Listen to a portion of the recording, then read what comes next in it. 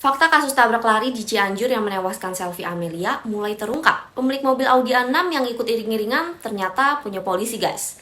Nur penumpang mobil bilang dia diizinin sama suaminya buat ikut iring-iringan.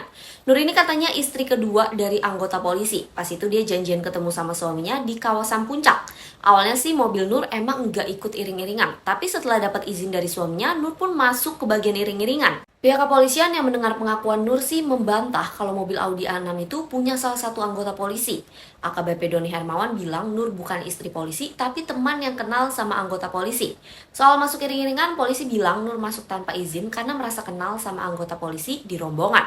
Terus setelah diselidiki, mobil ini ternyata pakai plat nomor palsu, guys. Plat nomor yang aslinya itu B999LS, bukan B1482QH.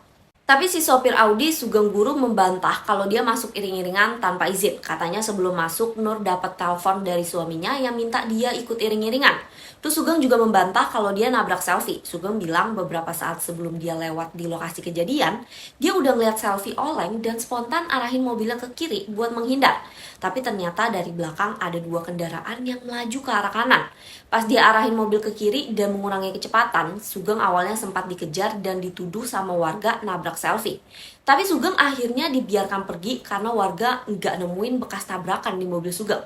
Sekarang Sugeng udah ditetapkan sebagai tersangka sama polisi, guys. Kalau menurut kuasa hukum Sugeng, ini janggal karena si Sugeng belum diperiksa sama polisi sebelum ditetapkan sebagai tersangka.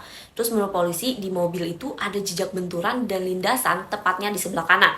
Buat tahu benar atau enggaknya mobil Audi nabrak Selvi, kita tunggu hasil penyelidikan dari polisi lagi ya. Kalau emang mobil Audi itu nabrak Selvi, semoga pelakunya bisa dapat hukuman setimpal. Tapi kalau menurut kamu setelah dengar pengakuan si sopir, kira-kira dia beneran nabrak atau enggak? Coba komen ya.